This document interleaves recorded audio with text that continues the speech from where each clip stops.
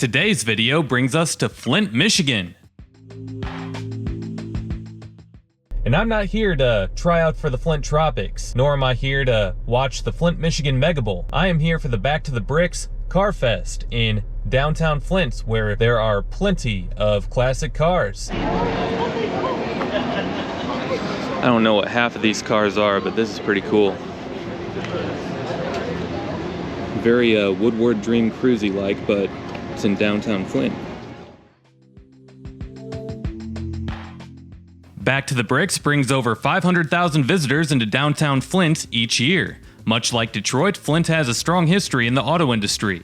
Today, there's still a few GM factories left in town, but the most well-known plant, Buick City, quit operations back in 2010, and the giant factory that was once the largest of its kind was demolished shortly after. But despite the closing of factories throughout the city, Flint will never forget its automotive heritage. Here at Back to the Bricks in Flint, Michigan, on an early Saturday morning, you can hear the cars revving straight up ahead. And it's like a perfect day out today, at least this morning it is. Flint is supposed to get some thunderstorms later in the day, but as of right now, it's really nice. It's like 70 degrees, it's perfect temperature, pretty skies, everybody's out, great time.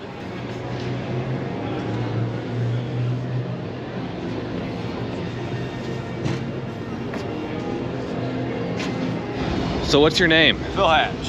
Phil Hatch. So he has this car here. It even has the license plate. It says Flint. So what is this car? 1931 Model A Roadster. Oh yeah? How long have you had it? About a year. Okay, so this is the first year that you brought it here then. Yep. Where'd you find it at? I was in a storage unit in Clio. The car found me, actually. Okay, very nice. What have you had any other cars that you brought to this event? Yeah, a few. A few? Yeah. What other cars? 47 Ford, a Camaro, a Mustang. Yeah. And other stuff from over the years. So like, how good is this event just for the city of Flint with everything that's been going on? It's a great event. It's such a positive thing for the community. It is. You know, just seeing people out, 99.9% of them are easygoing, happy people. But you know, there's always that 0.1%. So what's your favorite thing about this car? Is there anything in particular? Bought and paid for. As paid for? All right, well, Hey, thanks. enjoy the show. Thank you.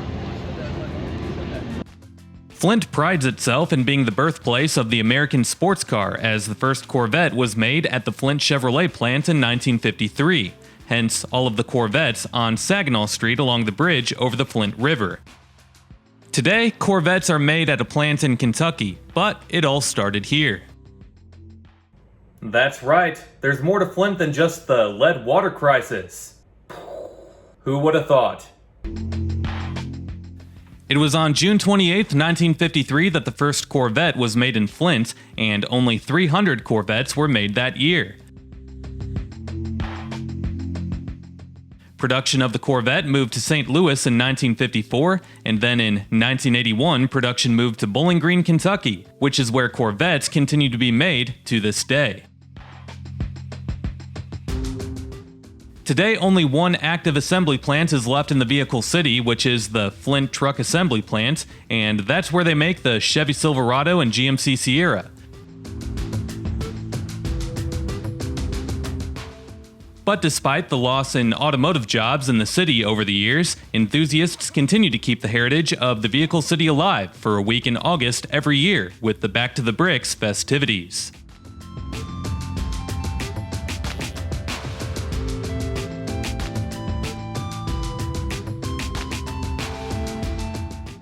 Well, do me a favor, as if you enjoy this video, make sure to drop a like, comment, and subscribe if you haven't already, as doing all of those things helps these videos destroy the evil monster that is the YouTube algorithm. Also make sure to hit that notification bell and select yes so that you can be notified every time that I upload a new video. If you enjoyed this video, then you might enjoy checking out some of the featured playlists on this channel. Videos with amazing insights on other places like what you saw here can be found in my Flint playlist or in my Michigan playlist. Last but not least, if you can't get enough of me on here, you can always go follow me on my other social media accounts, and those links are below. We'll see you next time. Peace!